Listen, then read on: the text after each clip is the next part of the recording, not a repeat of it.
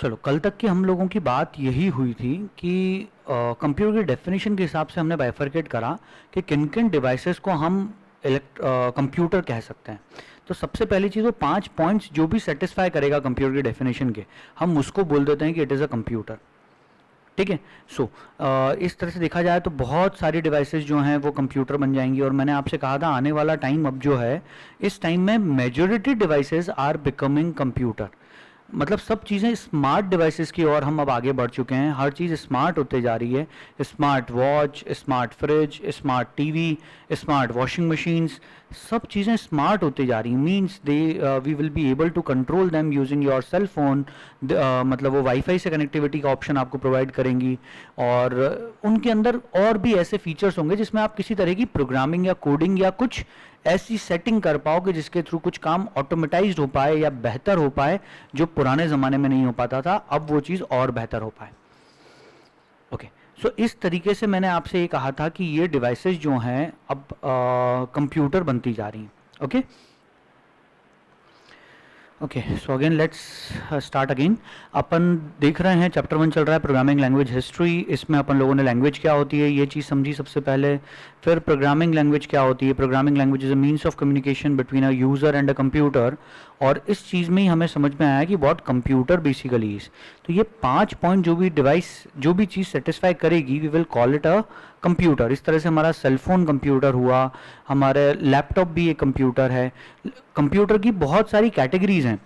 किसी टाइम में थियोरेटिकली, मतलब पुराने ज़माने में ट्रेडिशनली जो कैटेगराइजेशन चलता था, वो कैटेगराइजेशन ऐसा है कि सबसे पावरफुल कंप्यूटर्स को सुपर कंप्यूटर्स कहा जाता है। फिर मेन फ्रेम कंप्यूटर्स आते हैं, फिर आपके डेस्कटॉप कंप्यूटर्स आते हैं, फिर आपकी मोबाइल कंप्यूटिंग डिवाइसेस आती हैं या पोर्टेबल कंप्यूटर्स आते हैं। पोर्टेबल कंप्यूटर्स में बहुत सारी डिवाइसेस आ जाती हैं जिनको भी आप एक जगह से लेकर दूसरी जगह पे जा सकते हो आसानी से, like your tablet, your cell phones. और उस ज़माने में पीडीएस चलते थे, पर्सनल डिजिटल असिस्टेंट्स कहा जाता था उनको। और भी ऐसी बहुत सारी चीज़ें थी विच कम अंडर कंप्यूटर कैटेगरी। ठीक है। लेकिन अब तो मेजॉरिटी चीज़ें अब कंप्यूटर बनती जा रही हैं। बहुत चीज़ें ऐसी हैं जो सब अब कंप्यूटर बनने की तरफ हैं। मतलब इवन हमारे घर में एक इन्वर्टर तक लगा हुआ है, एक बल्ब लगा हुआ हो, या फिर एक थर्मोमीटर हो आपका, हर चीज़ धीरे धीरे करके सब कंप्यूटर बनती जा रही हैं, क्योंकि ये 5 चीज़ों को वो सेटिस्फाई कर रही हैं।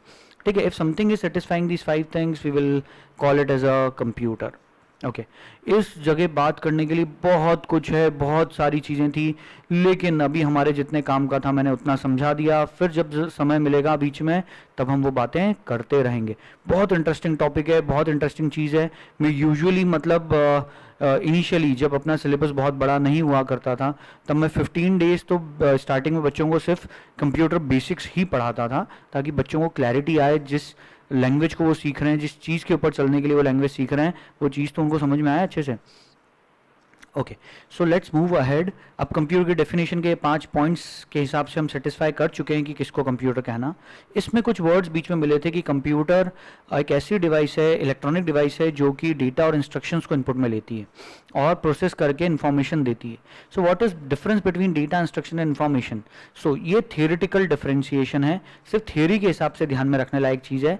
प्रैक्टिकली आप इसमें इतना बाइफरकेटेड, मतलब इनके बीच के डिफरेंसेस ना भी ध्यान रखोगे चलेगा। डेटा बोले तो जो भी चीज कंप्यूटर के अंदर आप स्टोर कर सकते हो, प्रैक्टिकली बता रहा हूं पहले कि डेटा बोले तो कंप्यूटर में जो भी चीज स्टोर कर सकते हो, या जो भी चीज कंप्यूटर के अंदर आप इनपुट में दोगे, जो आउटपुट में मिल रहा है, या प्रोसेसिंग जिसके बेसिस पे हो रही है, everything which is flowing inside the computer is basically known as data. Data को प्लूरल भी कहा जाता है, सिंगुलर भी डेटा ही होता है वो। ठीक है। एक डाटा बोल देते हैं कुछ लोग कि डाटा बोले तो सिंगुलर और डेटा बोले तो प्लूरल। ऐसे बहुत सारी चीजें मार्केट के अंदर है, लेकिन अपने को उन चीजों में गंदगी में नहीं उतरना। Practically everything is data.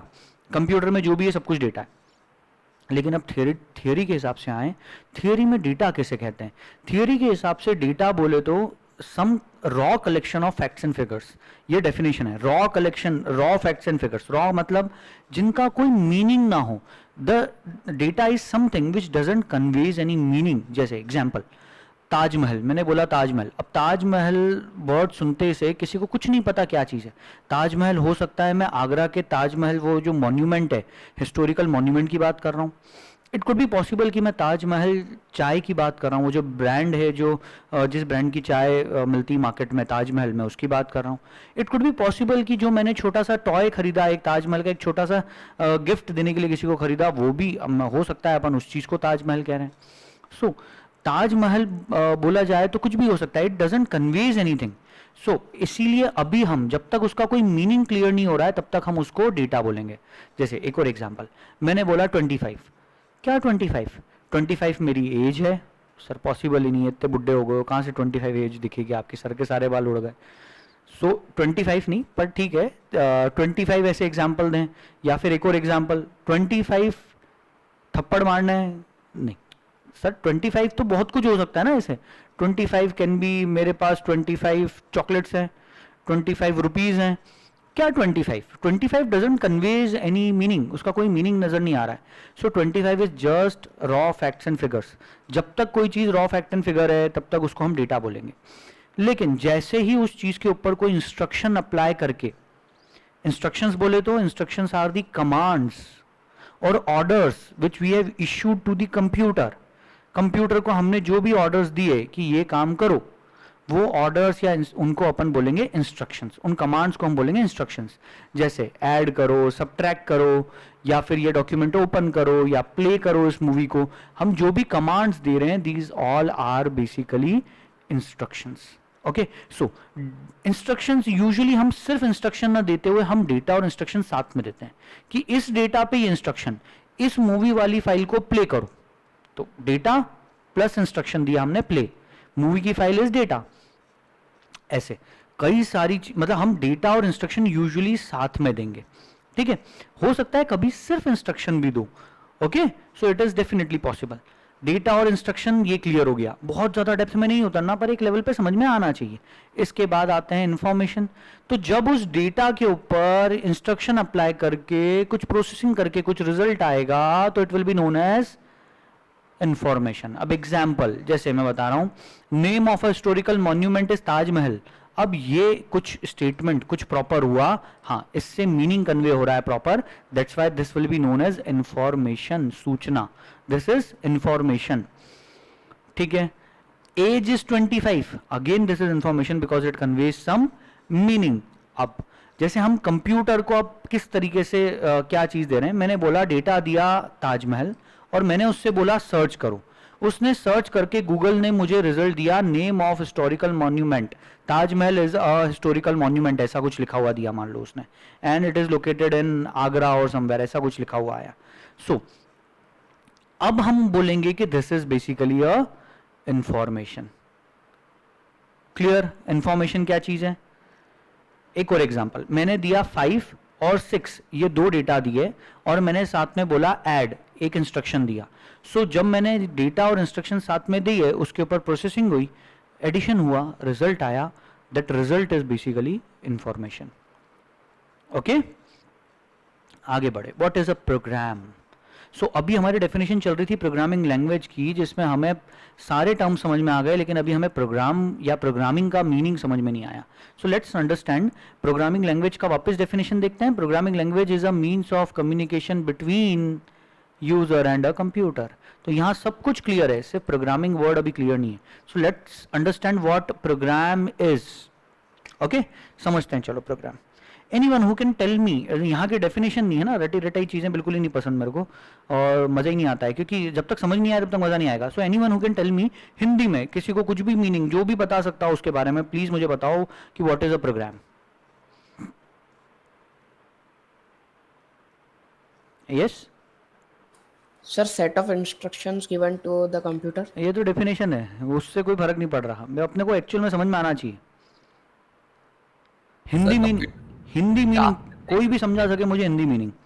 Sir computer को कुछ टास्क दे करने के लिए, जैसे एडिशन दिया 5+6। कंप्यूटर को भूल जाओ 2 मिनट के लिए, भूल जाओ, अपन कंप्यूटर सब्जेक्ट पढ़ रहे हैं। अब मुझे बताओ प्रोग्राम वर्ड तुमने जहां जहां सुना है इस दुनिया में, असली दुनिया में प्रोग्राम वर्ड जहां भी सुना हो, कितना ही फनी क्यों ना हो, कितना ही सिली क्यों ना हो, लेकिन please tell me what program is. Sir program मतलब कोई भी कार्यक्रम। शादियों में प्रोग्राम क्या है?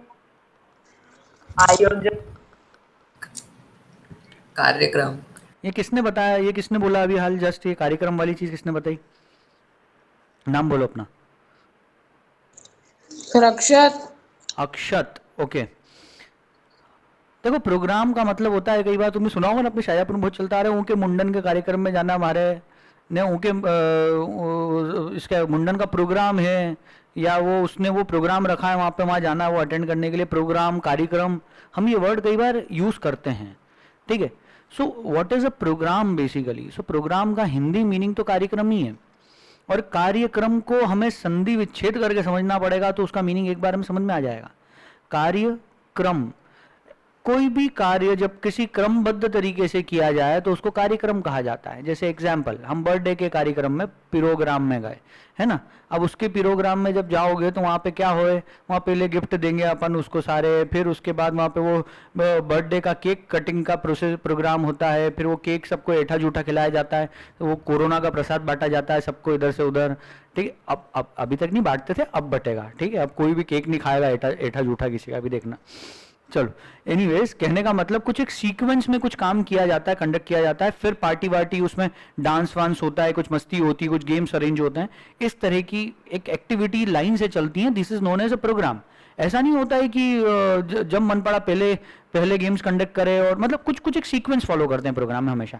आप शादी में जाते हो, शादी का भी जो प्रोग्राम होता है उसमें भी तो सीक्वेंस होती है, और पहले एंगेजमेंट होगी, उसके बाद शादी होगी, ठीक है। मतलब उसके बाद वो एक प्रोसेस चलती है, एक सिस्टमेटिक तरीका चलता है, फिर वो फेरे वेरे और हर चीज़ का एक प्रोसेस है। आप कभी वो देखोगे तो पूरा शेड्यूल आता है, पूरा स्केड्यूल, पूरा चार्ट आता है आपके पास में, उसको क्या कहते हैं अपन, पत्रिका, यस।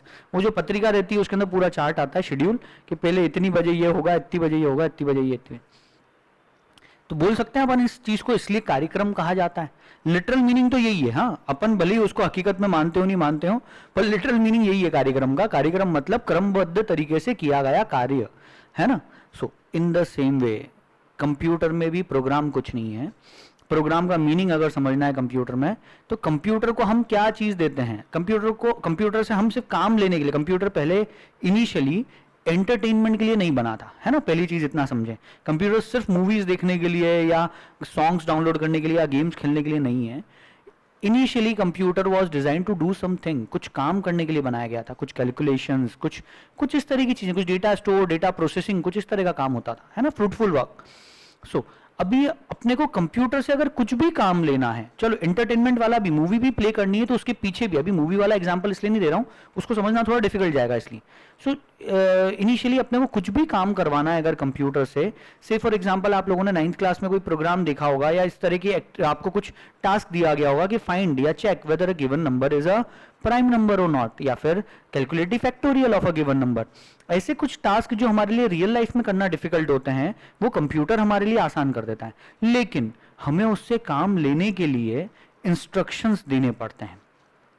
इतनी चीज तो यू विल एग्री कि कंप्यूटर से काम लेना है तो we will have to give it some instructions. Data भी देना पड़ेगा, जैसे एक नंबर चेक करना है ना मुझे कि whether a given number is prime number और नॉट, तो वो नंबर देना तो पड़ेगा मुझे, तो that number will be data, data के साथ कुछ instructions. So data and instruction together will be known as a program. पहली चीज, इसमें कोई दो राय नहीं है, लेकिन इसको और अच्छे से समझें। प्रोग्राम को बेसिकली हमें जैसे एग्जांपल आप समझो, मेरे को जैसे फैक्टोरियल कैलकुलेट करना है तो मेरे को सबसे पहले तो इनपुट में नंबर लेना पड़ेगा ना, एक नंबर इनपुट में लूंगा, उसके बाद फैक्टोरियल कैलकुलेट करने के लिए कोई लूप लगाना पड़ेगा, फिर उसका उस नंबर को एक एक डिक्रीमेंट करते हुए उसका प्रोडक्ट करवाना पड़ेगा, कुछ सीक्वेंस फॉलो करनी पड़ेगी। बिना सीक्वेंस फॉलो करे मैं कोई रिजल्ट तक नहीं पहुंच पाऊंगा।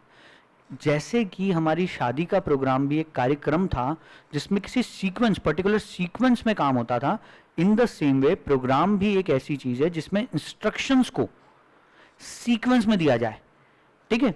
अभी एक इंस्ट्रक्शन देना हो तो सीक्वेंस की जरूरत ही नहीं है, सिंगल इंस्ट्रक्शन देना है तो कोई उसमें तो कोई सवाल ही पैदा नहीं होता, बट यूजुअली आप प्रोग्राम का मतलब ही होता है सेट ऑफ इंस्ट्रक्शंस। जब एक से ज्यादा इंस्ट्रक्शंस हों और उनको आप किसी पर्टिकुलर ऑर्डर में, किसी सीक्वेंस में देते हो, किसी पर्टिकुलर टास्क, किसी काम को पूरा करने के लिए। बहुत ध्यान से समझना, तीनों चीजें बहुत जरूरी है।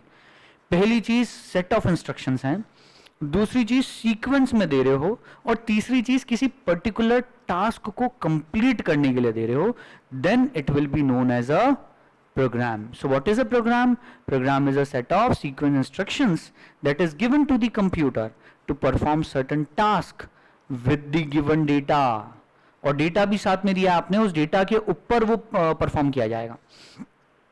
ओके, तो इस चीज को और अगर अच्छे से समझें तो इसको समझने का आसान रास्ता ये है, तुम में से कितने लोगों को चाय बनाना आती है? नाम लेके बताना, अपना नाम लेके बोलो. सारा सर कनिष्क। ओके ओके, चलो ठीक है. चलो चलो चलो चलो ठीक है. पहली बार कोई लड़की ने बोला कि मेरे को चाय बनाना आती है, तो लेट मी सी, सारा से बात करते हैं, क्योंकि यूजुअली अब क्या लड़कियां इस चीज़ों में इंटरेस्टेड नहीं होती, कमी होती हैं. तो आजकल लड़कों का डिपार्टमेंट हो गया चूल्हा चौका एंड ऑल, वो सब लड़के ज़्यादा इंटरेस्टेड होते हैं. और कोई बुरी बात नहीं, करना चाहिए, सबको आना चाहिए. अब खाना खाना है तो बनाना भी तो पड़ेगा ना एक्चुअली. सो लेट्स आस्क, आज सारा से पूछते हैं अपन. सारा भैया, तू चाय अच्छी बना लेती क्या, टेस्टी? Yes sir. चलो वेरी गुड. तो सारा मेरे को बता सकते हो, मान लो कि मैं बिल्कुल नो सीखिया बंदा हूँ, मेरे को आता ही नहीं चाय बनाना, है ना, मैं कभी किचन में ही नहीं गया, या चलो किचन में भी गया हूँ, पर मेरे को चाय बनाना नहीं आता. तो मैं बच्चा समझ के मेरे को सिखाओ, how can I prepare T? Yes sir, पहले तो गैस स्टोव ऑन करके उस पर यूटेंसिल रखेंगे, फिर उसमें थोड़ा पानी डालकर फिर टी लीव्स डालेंगे, फिर उसके बाद में मिल्क डालकर थोड़ी शुगर ऐड करेंगे और उसे बॉईल करेंगे. ओके. और फिर सर उसे स्ट्रेन कर लेंगे. सॉरी, फिर स्ट्रेन कर लेंगे उसे ओके कप में. चलो ठीक है. अब है ना, सारा ने जो इंस्ट्रक्शन दिए मैंने बिल्कुल वैसे फॉलो करें. हाँ, मैं चाह रहा हूँ किचन में गया, अब मैं गया, मैंने कढ़ाई उठाई, ठीक है, चाय बनाने के लिए, और उसके अंदर मैंने क्या करा, थोड़ा सा इसने जैसे बोला, मैंने 10 चम्मच शक्कर डाल दी, और 3 चम्मच चाय पत्ती डाल दी, और पानी डाल के और उबालना शुरू कर दिया इस चीज़ को. अभी फिर 1 घंटे तक मैंने उबाला. उसके बाद मैंने इसके अंदर अपने क्या बोलते हैं, मेरे को 1 कप चाय बनानी है. हाँ, तो मैंने इसके अंदर ये समझ लो 2 चम्मच दूध डाल दिया, और इसके बाद मैंने उसको चाय के कप में सर्व करा और ले जाके मेरे पापा को दी. पहली बार चाय बनाई थी और पापा को दी. मैंने, पापा आप टेस्ट करके बताओ चाय कैसी बनी. हम अब क्या होगा? सर डांट पड़ेगी. पापा खींच के दो थप्पड़ रसीद करेंगे पापा मेरे को खींच के. ये कैसी चाय बनी नालायक तूने. घर में दूध नहीं था क्या? सो कहने का मतलब सारा, सर, हमने जब फर्स्ट टाइम चाय बनाई थी ना, तो सिर्फ 2 कप बनानी थी, लेकिन हमने उसमें पूरी तपेली भर के दूध डाल दिया था. और इतना सारा, मतलब उसको इतना तपाया, वो चाय पूरी काली हो गई थी. ओके चलो. सो ओवरऑल तुम लोगों को प्रॉब्लम पकड़ में आई है ना. अभी मैंने जो चीज बताई, इस जगह प्रॉब्लम क्या थी? एनीवन कैन आइडेंटिफाई कि प्रॉब्लम क्या हुई यहाँ पे, क्या दिक्कत गई? सारा ने तो चाय बनाना सीखा ढंग से. प्रॉपर इंस्ट्रक्शन नहीं. सर एकदम करेक्ट प्रॉपर वो नहीं दिए थे. एग्जैक्टली, बहुत ध्यान से समझना. हाँ सर. मैं एक गधा हूँ, सॉरी, है ना, मैं मतलब मैं इनोसेंट हूँ, मेरे को कुछ नहीं समझ में आता, मैं बुद्धू हूँ, ये समझ लो हिंदी में, ठीक है. सो मैं अगर बुद्धू हूँ, बेवकूफ़ हूँ, मेरे में इतनी अक्ल नहीं है कि कितना क्या करना चाहिए, पर सारा ने जितना इंस्ट्रक्शन दिया मैंने उस हिसाब से काम कर लिया. बट वो भी इनोसेंट थी, उसको भी नहीं पता ये चीज़. But what she was suppose to do is, उसको मुझे एक प्रॉपर मतलब बहुत प्रॉपर इंस्ट्रक्शंस उसको मुझे देने चाहिए थे. सारा ने मुझे बिल्कुल एग्जैक्ट प्रॉपर इंस्ट्रक्शंस नहीं दिए जैसे कि किसी बच्चे को देना चाहिए. जैसे उससे खुद से अभी वो कौन बता रहा है, सारा you were saying yourself right, कि वो 1 लीटर पूरा 1 तपेली चाय बन गई थी. किससे बन गई थी? एंजेलिना से बन गई थी. अच्छा चलो ठीक है. सो एनीवेज, सो कहने का मतलब ये है कि मेरे को प्रॉपर इंस्ट्रक्शंस नहीं मिले. सो एक चीज अब दिमाग में रखना कि ये जो कंप्यूटर है, ये कंप्यूटर भी एक तरह का बुद्धू बक्सा है. बुद्धू बक्सा मतलब, इसको इंग्लिश में आपको ये वर्ड कभी सुनने को मिल सकता है कंप्यूटर फंडामेंटल्स में. कंप्यूटर इज अ डम मशीन.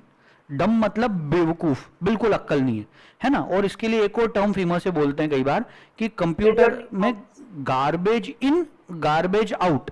तुमने उसको कचरा दिया तो वो भी तुम्हें कचरा ही देगा. मतलब तुमने अगर उसको मल्टीप्लिकेशन करने की बोला तो वो एडिशन नहीं कर देगा, तुम एडिशन करवाना चाहते हो पर तुमने इंस्ट्रक्शन में मल्टीप्लिकेशन बोल दिया तो वो मल्टीप्लिकेशन ही करके देगा, है ना।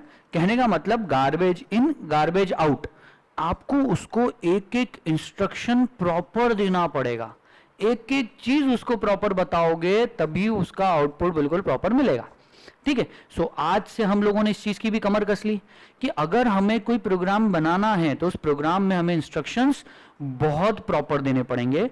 सेकेंडली सीक्वेंस में देना बहुत जरूरी है, क्योंकि अभी मानो इसी चाय को जो बनाने का तरीका सारा ने मुझे सिखाया, मैंने इसमें से क्या करा होता, मैंने इसमें सबसे पहले मतलब बॉईल ना करते हुए पहले मैंने खाली यूटेंसिल को गर्म करा होता अच्छे से, 15 मिनट तक मैंने गर्म कर लिया, उसके बाद गैस बंद करके और फिर मैं उसमें चाय पत्ती शक्कर और फिर पानी डालता, और या फिर पहले दूध डाल देता फिर एंड में पानी ऐड कर देता। मैं कुछ भी सीक्वेंस फॉलो कर लूं, कुछ भी चीज आगे पीछे करूं तो चाय प्रॉपर नहीं बनती, ये बात पक्की है, राइट सारा? Yes sir. है ना। तो सीक्वेंस वाज वेरी इंपॉर्टेंट। आप जब भी जिन भी लोगों को सब्जी बनाना आती है या सब्जी बनाना देखी है कभी घर में, तो उनने देखा होगा सबसे पहले तड़का लगता है।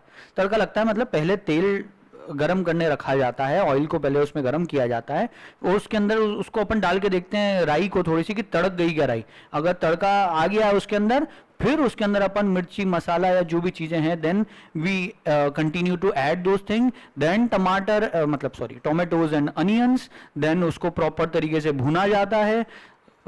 मैं कुकिंग की क्लास नहीं ले रहा हूँ, सॉरी, है ना, गलत डायरेक्शन में चले गया शायद, पर एग्जाम्पल सिंपल सा कहने का ये है कि सीक्वेंस बहुत इंपॉर्टेंट है। तुमने अगर टमाटर और प्याज एंड में ऐड करे खाना बनाने के तो वो कच्चे रहेंगे, घर में मम्मी थप्पड़ मारेगी बढ़िया, और या फिर तुम्हारा खाना कोई नहीं खाएगा फिर उस केस में।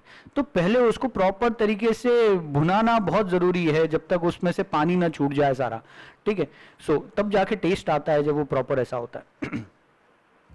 चलो ठीक है। खाने बनाना वाला मेरा फेवरेट एग्जांपल इसलिए क्योंकि मुझे भी खाना बनाना बहुत पसंद है और किचन एंड ये सब चीज़ें मेरे को मतलब बहुत टेस्टी चीज़ें बनाने में मुझे बहुत मज़ा आता है। I prepare many varieties of sandwiches plus paneer की वेराइटीज़ प्लस कुछ भी चीज़ मेरे से बनवा लो, मैं बहुत एंजॉय करते हुए और बहुत वेराइटी की चीज़ें बनाता हूँ घर पे, इसलिए आई नो कि सीक्वेंसिंग का लिए एग्जाम्पल भी निकल के ऐसे ही आ रहे हैं, है ना। सो आई एम एक्सट्रीमली सॉरी, पर कहने का मतलब है कि आपको प्रोग्राम ऐसा बनाना है जिसमें सीक्वेंस बिल्कुल प्रॉपर रखनी इंस्ट्रक्शंस की, है ना। जितने भी इंस्ट्रक्शन दोगे उनको प्रॉपर सीक्वेंस में देना है। आई बिलीव आज के बाद आप लोगों को इस एग्जांपल के थ्रू ये चीज बहुत अच्छे से ध्यान दे जाएगी कि सीक्वेंस में देना बहुत जरूरी है ना। सो अपने को कुछ भी काम करना रहेगा, जब हम एक प्रोग्राम अभी प्रैक्टिकली जब बनाना सीखेंगे, हो सकता है 5th या 6th चैप्टर के बाद ये काम शुरू होगा, लेकिन स्टिल जब भी बनाओगे अब तुम्हें ये चीज क्लियर रहेगी कि सीक्वेंस बहुत इंपॉर्टेंट है। मतलब पहले वेरिएबल डिक्लेयर करना पड़ेगा, उसके बाद उस वेरिएबल के अंदर इनपुट ले सकते हैं। ऐसा नहीं कर सकते कि पहले इनपुट ले लें उसके बाद वेरिएबल डिक्लेयर करें। ये बिल्कुल इस तरह की चीज है कि पहले अपन ने मतलब दूध खाली कर दिया, तपेली बाद में लेके आए तो दूध तो स्टैंड के ऊपर डुल गया अपना। सो कहने का मतलब वी नीड कंटेनर फर्स्ट, हर चीज के लिए कुछ सीक्वेंस होती है, everything has some sequence to follow. Okay चलो परफेक्ट। सो प्रोग्राम की डेफिनेशन दिमाग में घुस जाना चाहिए। मैं जब जब पूछूं, मैं पूरे ईयर लॉन्ग भी पूछ सकता हूं, मैं नेक्स्ट ईयर भी पूछ सकता हूं अगर आपने 11th 12th में कंप्यूटर लिया तो। एनी टाइम जब भी मैं पूछूं प्रोग्राम की डेफिनेशन एटलीस्ट पता होनी चाहिए। So what is the definition of a program, फटाफट से पढ़ लो।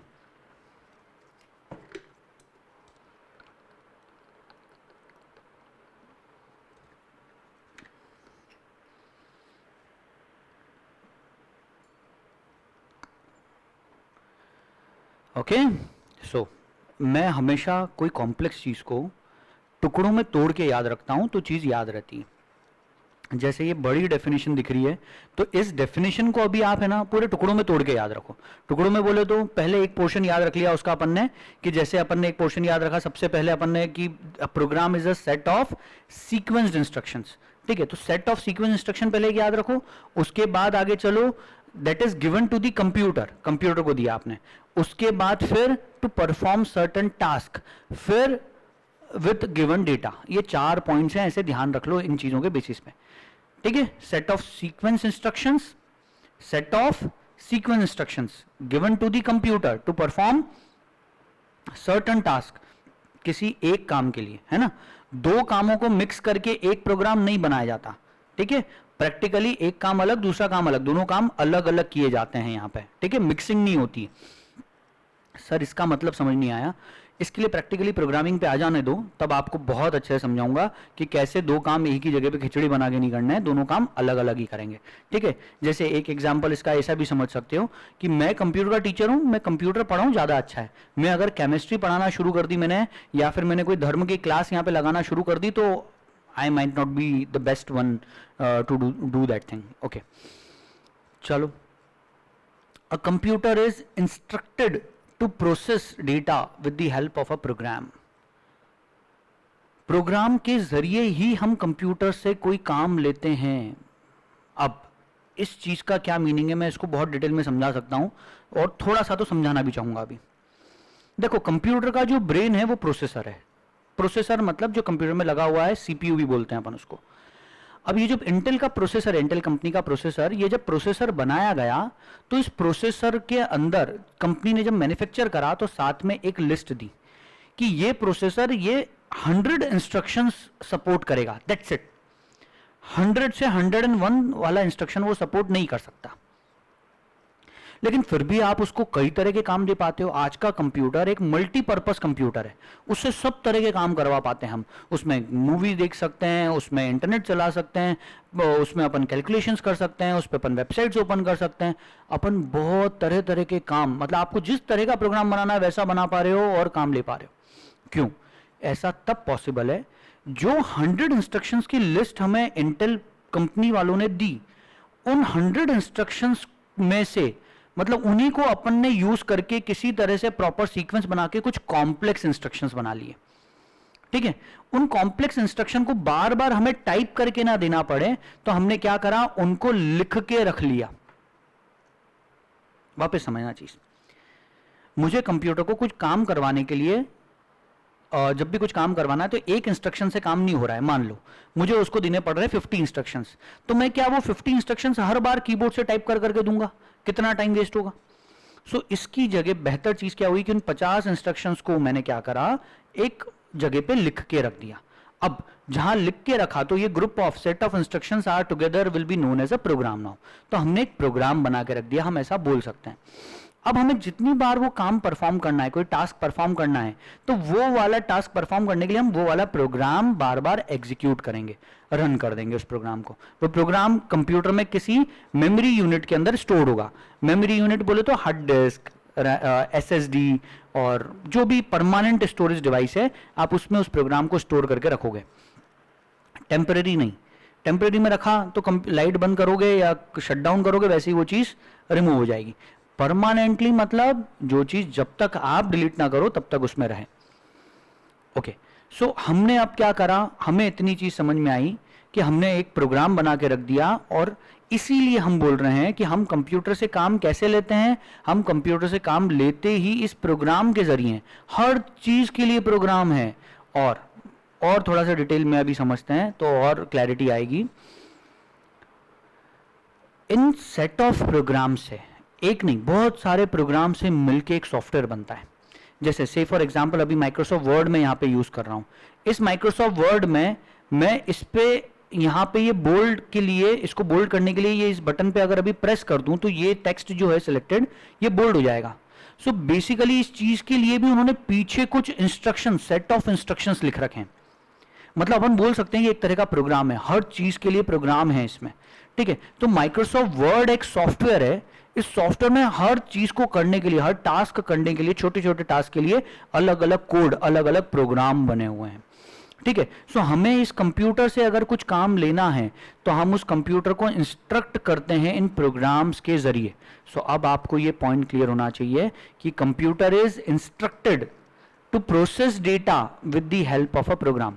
मैं अभी इस डेटा को, ये भी डेटा ही है, ये वर्ड है, ये एक डेटा है, मैं इसको प्रोसेस करवाना चाह रहा हूँ। प्रोसेस बोले तो मैं इसको बोल्ड करना चाहता हूँ, हाईलाइट करना चाहता हूँ, या इसकी फॉन्ट की साइज बढ़ाना चाहता हूँ। व्हाट्सएवर जो भी मैं इंस्ट्रक्शन देना चाहता हूँ, मैं परफॉर्म करना चाहता हूँ, हर चीज के लिए पीछे इसके लिए कुछ ना कुछ प्रोग्राम, कुछ कोड लिखा होगा। तो माइक्रोसॉफ्ट कंपनी ने उस चीज के लिए लिख रखा है code. And believe me, this software is not cheap, बहुत महंगा सॉफ्टवेयर है। माइक्रोसॉफ्ट ऑफिस अगर आप खरीदने जाओगे तो हो सकता है आपको 1 साल का लाइसेंस 3000, 4000 या 6000 रुपये मिले, डिपेंडिंग अपॉन कि आप उसका किस कैटेगरी का वर्जन ले रहे हो, मतलब माइक्रोसॉफ्ट ऑफिस सिंपल ले रहे हो जिसमें से वर्ड, एक्सेल, पावर पॉइंट है, या फिर इसका प्रो वर्जन ले रहे हो जिसमें और भी टूल्स साथ में मिल रहे हैं। सो कहने का मतलब है ये चीज़ बहुत महंगी है, किसी ने इतनी मेहनत करके कोड लिखा है, प्रोग्राम बनाया है, तो obviously it should be expensive enough, ठीक है, तो उसको वो सेल करते हैं। लेकिन हम लोग यूजुअली पायरेटेड चीज़ें यूज़ में लेते हैं, हम उसको सॉफ्टवेयर को डाल देते हैं, उसके बाद उसको क्रैक कर देते हैं और फिर हम उसको यूज़ कर पाते हैं, ठीक है, जो कि गलत चीज़ है। This is known as piracy. और कभी भी कंपनी चाहे तो आपके ऊपर केस कर सकती है और आपको जेल भी हो सकती है इस चीज़ के लिए, ठीक है, क्योंकि कानून बड़े स्ट्रिक्ट हैं, लेकिन इन कानून को, इन रूल्स को, इन लॉज को कोई फॉलो नहीं करता है अभी अपनी कंट्री में। मेजोरिटी केसेस में, सिर्फ अपनी कंट्री नहीं, मेजोरिटी केसेस में I believe all over world wide 80 to 90% लोग ऐसे होंगे जो माइक्रोसॉफ्ट विंडोज, अभी अपन जो विंडोज यूज कर रहे हैं, ये जो ऑपरेटिंग सिस्टम यूज कर रहे हैं, ये हम पायरेटेड यूज कर रहे हैं। मेजोरिटी लोग पायरेटेड यूज करते हैं। वो तो अब जाके लैपटॉप्स के साथ में जब लाइसेंस वर्जन बंडल्ड आने लगा तो लोग लाइसेंस खरीदते नहीं। किसी को भी अगर अलग से खरीदने की बोलोगे तो कोई नहीं खरीदेगा, बोले हैं सॉफ्टवेयर के लिए कोई पैसा खर्च करते हैं क्या। लेकिन अब जाके धीरे धीरे लोगों की मेंटेलिटी चेंज हो रही है। सो वापस आते हैं अपन अपनी जगह। कहने का मतलब मेरा सिर्फ यहाँ पे ये है कि अपने को अगर कंप्यूटर से काम लेना है तो कंप्यूटर से काम हम इन सॉफ्टवेयर्स के जरिए लेते हैं। हर चीज़ के लिए सॉफ्टवेयर है। जैसे मूवी देखना है तो VLC, विंडोज़ मीडिया प्लेयर या VLC मीडिया प्लेयर कंप्यूटर में इंस्टॉल्ड है, ठीक है। आपको प्रेजेंटेशन बनाना है तो पावर पॉइंट इंस्टॉल्ड है। आपको रिकॉर्डिंग करनी है तो रिकॉर्डिंग्स के लिए कुछ सॉफ्टवेयर इसके अंदर इंस्टॉल्ड है, ठीक है। For every purpose there is a software. आप गेम खेल रहे हो, वो गेम भी एक सॉफ्टवेयर है। हर गेम के लिए, हर गेम का अलग अलग सॉफ्टवेयर होता है, बराबर। सो हर चीज के लिए सॉफ्टवेयर है। ये सॉफ्टवेयर अल्टीमेटली क्या है, तो software is a set of programs जिनको एक साथ ग्रुप कर दिया, ठीक है। एक सेट ऑफ प्रोग्राम्स हैं। अब प्रोग्राम क्या है, program is a set of instructions. Instruction क्या है, instructions are the commands we have issued to the computer, कोई काम करने के लिए। अब कौन से इंस्ट्रक्शन दे सकते हैं, तो हर प्रोसेसर के लिए इंस्ट्रक्शंस लिमिटेड हैं। जैसे इंटेल कंपनी का प्रोसेसर है तो उसके साथ में 100 इंस्ट्रक्शंस आए थे, बस उतने दे सकते हैं।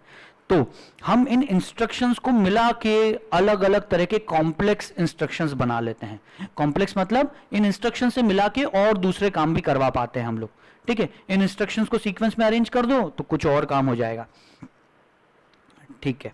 जैसे एक एग्जांपल देता हूं, मान लो आपको प्रोसेसर के साथ में मल्टीप्लाई करने का इंस्ट्रक्शन नहीं आया, लेकिन हमें मल्टीप्लिकेशन करवाना है। हमारे प्रोसेसर के साथ में सिर्फ एडिशन का इंस्ट्रक्शन आया था। सो अब मैं मल्टीप्लिकेशन कैसे करा सकता हूं, एडिशन वाले इंस्ट्रक्शन को यूज करके। Any idea?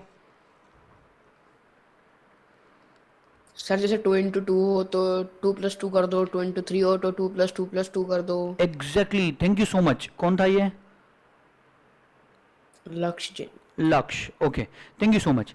देखो सिंपल सी चीज है, अगर हमें मल्टीप्लिकेशन को एडिशन के टर्म्स में डिनोट करना है, जैसे मुझे लिखना है 7 into 3, तो 7 into 3 is as good as adding 7 3 times. 3 times 7 का एडिशन कर दो, 7 + 7 + 7। तो इस तरीके से हमने कॉम्प्लेक्स इंस्ट्रक्शन बना दिया। अब आपको मेरा मीनिंग क्लियर हो रहा होगा कॉम्प्लेक्स इंस्ट्रक्शन का क्या है।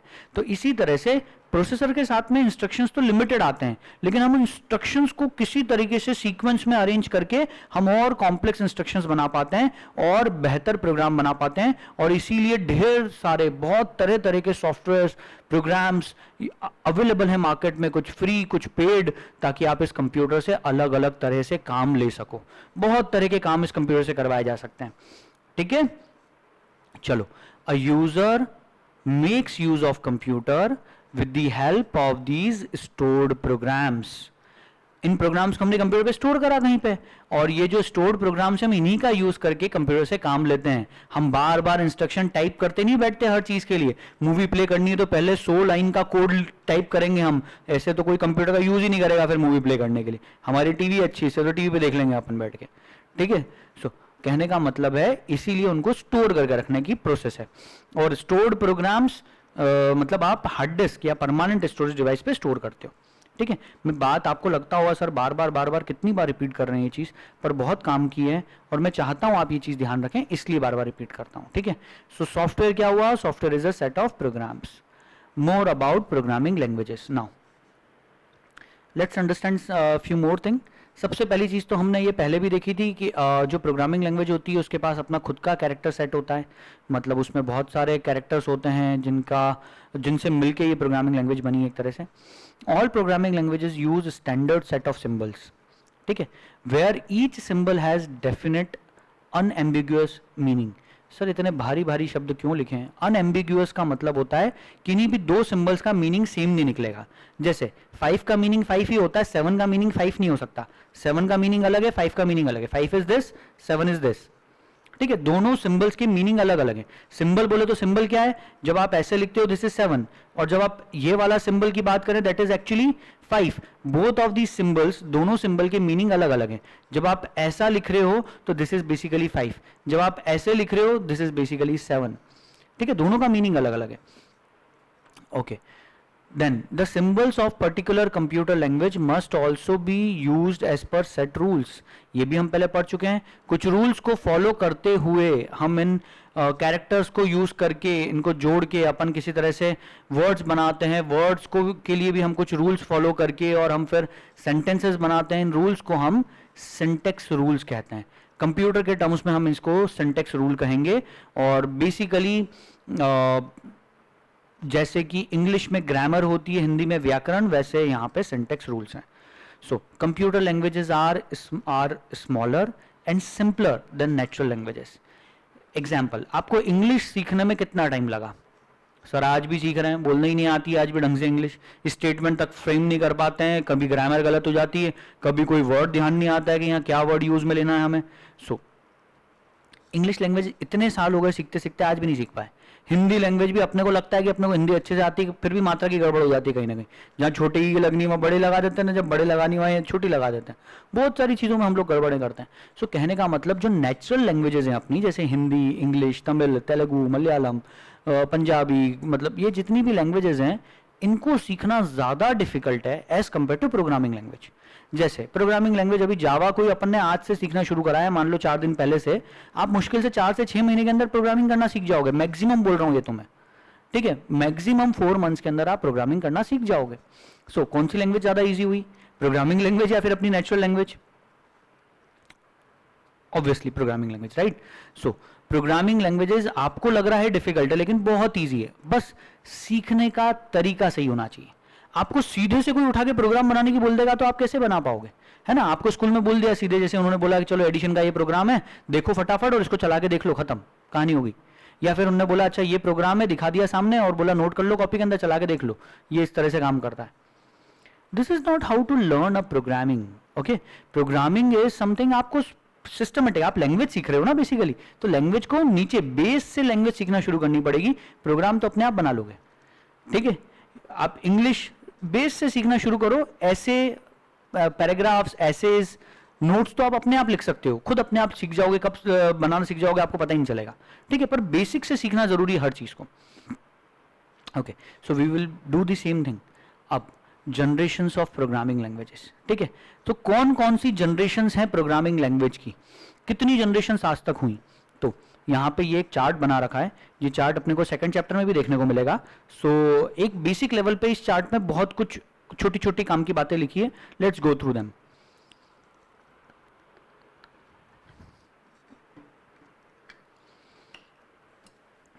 अब कोई भी लैंग्वेज डे 1 से बन के तो तैयार नहीं होगी कि बिल्कुल इधर कंप्यूटर का इन्वेंशन हुआ, कंप्यूटर बने और तुरंत ही जावा लैंग्वेज बन के आ गई मार्केट में, तो ऐसा नहीं होता है, ठीक है। इंग्लिश लैंग्वेज या हिंदी लैंग्वेज पहले से बन के मार्केट में रेडी थी, नहीं। सबसे पहले अपनी ह्यूमंस की अगर हिस्ट्री पे जाएंगे अपन, तो पीछे के ज़माने में जाएं तो संस्कृत लैंग्वेज थी। संस्कृत के पहले भी अगर अपन जाएं तो प्राकृत भाषा हुआ करती थी, ठीक है। बहुत तरह तरह की लैंग्वेजेस थी। डे 1 से हिंदी लैंग्वेज अवेलेबल नहीं थी। हम धरती पे आए, इंसान धरती पे बस जैसे ही आए और तब से हिंदी बोलने लग गए, ऐसा नहीं था। इवॉल्व हुई चीज़ें, धीरे धीरे इवॉल्व होती हैं। इन द सेम वे कंप्यूटर की भी प्रोग्रामिंग लैंग्वेजेस इवॉल्व हुई धीरे धीरे। पहले डिफिकल्ट थी, थोड़ी थोड़ी अपन लोगों के लिए डिफिकल्ट थी समझना, धीरे धीरे ये चीजें सिंपल होती गई जैसे जैसे इवॉल्व होती गई। तो स्टार्टिंग में जो लैंग्वेजेस थी हम उनको बोल देते हैं फर्स्ट जनरेशन लैंग्वेज। सबसे शुरू में जब कंप्यूटर्स बस आए थे मार्केट में, समझो तब फर्स्ट जनरेशन लैंग्वेज। फिर धीरे धीरे इवॉल्व होती गई, सेकंड जनरेशन आई, फिर थर्ड, फिर फोर्थ, फिर फिफ्थ जनरेशन लैंग्वेजेस। इस तरह से there are 5 generations of languages. ठीक है, इन 5 जनरेशन्स में से, इन लैंग्वेज की 5 जनरेशन्स में we will be more interested in the third generation. हम आज भी थर्ड जनरेशन यूज कर रहे हैं, आज से 20 साल पहले भी थर्ड जनरेशन चल रही थी। ठीक है, मैंने मेरी 12th क्लास पास करी थी ईयर 2002 में, आज 2021 चल रहा है, 2022 लग जाएगा नेक्स्ट ईयर, तो नियरली 20 ईयर्स मान लो। मैंने मेरी 12th क्लास में जब मैं पढ़ता था तब मैंने सी लैंग्वेज में प्रोग्रामिंग सीखना शुरू करी थी, सी प्लस प्लस, और उसकी कुछ समय बाद जावा आ गई थी। तब मैंने जावा मतलब जावा आ चुकी थी मार्केट में पहले ही, तब मैंने जावा को भी सीखना शुरू करा। सो कहने का मतलब है 15 साल हो चुके हैं आज, 15-20 साल, लेकिन वही लैंग्वेजेस चल रही हैं जो 15-20 साल पहले थी। सी, सी प्लस प्लस, जावा, ये आज से 15-20 साल पुरानी लैंग्वेजेस हैं। जावा मार्केट में आई थी 1995 में, ईयर 1995 में जावा मार्केट में आई थी। पाइथन लैंग्वेज ईयर 1990 में मार्केट में आई थी, जावा से 5 साल पहले। ठीक है, ध्यान देना इस चीज पे। आज पाइथन मार्केट के अंदर बहुत बूम पे है, आपको बहुत जगह पाइथन सुनने को मिलेगा। सीबीएसई के सिलेबस में 11th-12th में पाइथन ही होती है, उन लोगों को जावा नहीं होता है। ठीक है, लेकिन Python is more older language than Java. ठीक है, स्टिल पाइथन ने अब पिकअप पकड़ा है, अब लोग उसको ज्यादा यूज करने लगे, because it is more simpler than Java. अभी वापस मेरी बात समझो, कहने का मतलब यह है कि ये जो लैंग्वेजेस हैं ये 15-20 साल से चल रही है, मतलब 15-20 साल से थर्ड जनरेशन पे अटके हुए हैं हम लोग क्या? बिल्कुल थर्ड जनरेशन पे अटके हुए हैं, लेकिन प्रोसेसिंग ऐसा नहीं है कि इवॉल्व चीजें नहीं हुई हैं। फोर्थ जनरेशन वाली चीजें भी मार्केट में है, फिफ्थ जनरेशन वाली चीजें भी मार्केट में आ गई, लेकिन अभी ये आम लोगों तक नहीं पहुंची है। हर कोई इसको यूज नहीं कर पा रहा है, अभी हर इंसान तक ये चीज अवेलेबल नहीं है। हाँ है अवेलेबल, तो फोर्थ जनरेशन बहुत लोगों के पास में अवेलेबल है। फिफ्थ जनरेशन अब इतनी तेजी से मार्केट के अंदर आ रही है कि आपको पता ही नहीं चलेगा कि आप कब इसको यूज करने लगोगे, because these will be natural languages. सिर्फ आपको बोलना है, you will just instruct the computer by just saying in your natural language and the task will be completed. जैसे से फॉर एग्जांपल, कोई एग्जांपल बता सकता है इस चीज का, नेचुरल लैंग्वेजेस का? हम कहीं ना कहीं यूज कर रहे हैं आज भी। Alexa, Google. Okay, thank you so much, बिल्कुल सही। और कोई एग्जांपल? सर मैंने अभी एलेक्सा बोला तो मैंने फोन किया, एलेक्सा ने सुन लिया। ओके, देखो एक तो एलेक्सा, जिसका नाम सुना हुआ है, एलेक्सा बहुत फेमस इसलिए हुआ क्योंकि यंग जनरेशन को एक्चुअली कुछ चीज़ों को जब हाइप कर दिया जाता है, मतलब उनको अट्रैक्ट करती हैं ऐसे ऐसे वर्ड्स। एलेक्सा, अरे I have this thing which is Alexa compatible. It's not a very big thing, because Alexa से भी पावरफुल कोई चीज़ अवेलेबल है, पता है आपको? आप जिससे बात करके बहुत कुछ इंस्ट्रक्शंस दे सकते हो। गूगल असिस्टेंट हर बंदे के सेलफोन के अंदर अवेलेबल है, उसको बस बोलो और वो काम करता है। आप उसको बोलो कि अच्छा ऐसा करके दिखाओ या वैसा करो। ऐसे ही से फॉर एग्जांपल हमारे माइक्रोसॉफ्ट विंडोज जो है, इस माइक्रोसॉफ्ट विंडोज में एक कोर्टाना नाम की चीज है। माइक्रोसॉफ्ट विंडोज में there is a thing which is known as Cortana. ठीक है, इसको भी हम इंस्ट्रक्शंस दे सकते हैं। हम इसको कुछ बोलें, it will listen and it will do something. जैसे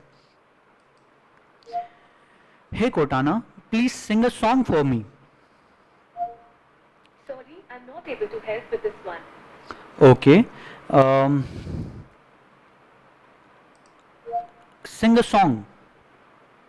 हम होंगे कामयाब, हम होंगे कामयाब, हम होंगे कामयाब एक दिन। ओह मन में है विश्वास, पूरा है विश्वास, हम होंगे कामयाब एक दिन। Can you tell me the temperature? Right now it is mostly sunny and 38. The forecast shows mostly sunny skies with a high of 39 and a low of 23. मतलब मैं इसको जो चाहूँ वो भी इंस्ट्रक्शंस दे सकता हूँ। मैं उसको बोल सकता हूँ मुझे 5 मिनट बाद रिमाइंड कराना कि 5 मिनट बाद क्लास खत्म हो रही है। ठीक है, या व्हाट्सएवर मैं उसको किसी भी चीज़ के लिए यहाँ पे इंस्ट्रक्शन सभी दे सकता हूँ, वो मेरे इंस्ट्रक्शन को सुनेंगे। सो ये इंस्ट्रक्शन मैं किस तरह से दे रहा हूँ? बोलकर नेचुरल लैंग्वेज में। नेचुरल लैंग्वेज में। लेट्स ट्राई समथिंग, अब कुछ फ्रूटफुल ट्राई करते हैं ना। Let's try. मैं भी तुम्हारे सामने बस एक ही गाना गाती है। हो सकता है सेकंड टाइम कुछ और गाए। इसके पहले मुझे इंग्लिश में सॉन्ग सुनाए थे उसने, सो इस टाइम मैं पहली बार उसने ये पहली बार अभी हिंदी में सुना है मैंने, आज फर्स्ट टाइम सुना है हिंदी में उससे गाना, इसके पहले उसने मुझे इंग्लिश में गा के सुना है, ठीक है। So she can do many many things for us, ठीक है। ये तो एंटरटेनमेंट तो अपनी जगह, but she can do many things. जैसे से फॉर एग्जाम्पल अभी एक और चीज ट्राई करते हैं, convert 98.4 degree Celsius to Fahrenheits. 98.4 Celsius is to 109.1 to Fahrenheit. मैंने उल्टा बोल दिया, एक्चुअली मुझे फ़ारेनहाइट टू सेल्सियस करवाना था, बट ठीक है। But she did something. So यार कुछ जरूरत ही नहीं पड़ रही इस चीज में, वो तो करके दिखा रही है। अच्छा चलो ठीक है, let's try something more complex. Is 7 a prime number? Sorry, I'm not able to help with this one. Okay चलो, अब देखो कुछ चीजें वो नहीं कर पा रही, उसके पास इंस्ट्रक्शंस नहीं है वो चीजों के लोडेड, बट स्टिल कुछ मतलब काफी चीजें फिर भी आपको करके बता सकती है। 500 divide by 12, That makes approximately 41.67. ओह अरे मतलब हर चीज तो बोल के करवा पा रहे हैं अपन एक तरह से। हो सकता है आने वाले टाइम में प्राइम नंबर और ये सब चीजें बता दे। हो सकता है प्राइम नंबर के लिए भी मैं, हाँ Can it launch some applications? Definitely उसको बोल सकते हैं अपन उसको। जैसे example open Microsoft power point, चलो ट्राई करते हैं। Open Microsoft power point. Sorry, but for the time being, I'm not equipped to do that. ओ अभी उसके पास ऐसे करने की फैसिलिटी, मतलब उसको राइट्स नहीं है ऐसे। वो कर सकती है ये चीज़, लेकिन मतलब पहले कर पाती थी, मैंने इसके पहले ट्राई करा था, इट वाज एबल टू, पर अभी शायद नए अपडेट्स के अंदर वो बंद कर दिया गया है ताकि वो कुछ ऐसे कोड्स खुद से इंस्ट्रक्शंस ना कर सके। लेकिन आने वाला टाइम बहुत खूबसूरत है, इसमें बहुत चीज़ ऐसी होने वाली है, ठीक है। अपन इस बारे में बहुत सारी बातें करनी, मुझे अभी भी बहुत many things are there which I need to talk to you about this. बहुत इंटरेस्टिंग टॉपिक है क्योंकि और इंटरेस्ट सबसे ज़्यादा अभी इन्हीं चीज़ों में आएगा।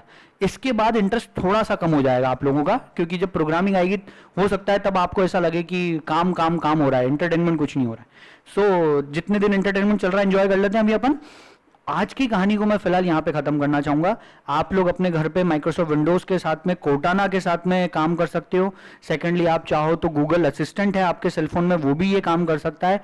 इसके अलावा एप्पल में एप्पल की सीरी होता है, I believe the name of the Apple के अंदर जो है उसका नाम सीरी है शायद, ऐसे एलेक्सा है, ऐसे बहुत सारे हैं जो ये काम कर सकते हैं। जैसे एलेक्सा के साथ में आपका बल्ब, अगर वाईफाई वाला बल्ब, स्मार्ट बल्ब अगर सिंक्रोनाइज्ड है तो आपको बस इतना बोलना रहेगा कि है Alexa switch on the bulb, ठीक है, तो वो बल्ब को चालू कर देगी।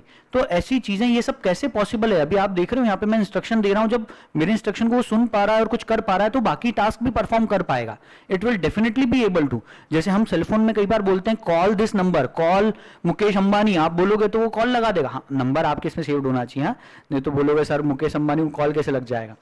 सो जो आपके कॉन्टेक्ट लिस्ट में है उसके बेसिस पे आपको कॉल लगा देगा वो। मेरे कार तक में ये चीज होती है, मैं कार के अंदर अगर बोलूं कि कॉल मम्मी, तो वो मम्मी को कॉल कर देता है, मेरी कार के अंदर से फोन लग जाता है। हाँ, बशर्ते मेरी कार मेरे सेलफोन से ब्लूटूथ के थ्रू कनेक्टेड होनी चाहिए या एंड्रॉइड 1 के थ्रू कनेक्टेड होनी चाहिए, जिस भी तरीके से मैं उसको कनेक्ट करूं, दोनों में से कुछ भी। सॉरी, एंड्रॉइड ऑटो करके एक होता है जिसके थ्रू कनेक्टेड हो सकता है। So there are many things, बहुत चीज़ें हैं, अपने को बहुत सारी बातें भी करनी है। मेरे पास बहुत सारी बातें आपसे करने की इन चीज़ों की, और आपको बहुत सारी चीज़ें पता भी होगी, नहीं है तो मैं चाहूँगा कि आपको पता चले, ठीक है। हम बहुत सारी बातें करेंगे इस बारे में, पर आज की क्लास को यहाँ पे ख़त्म करते हैं। मैथ्स की क्लास का टाइम है आपका, सभी लोग कल से अपनी क्लास का टाइम ध्यान रखें, इट इज़ 3:45। और आज कुछ 2-4 लोग गायब हैं, प्लीज़ उन लोगों को बोलना कि मतलब वो लोग बस रेगुलर रहें, छुट्टी ना मारें फालतू की चीज़ के लिए।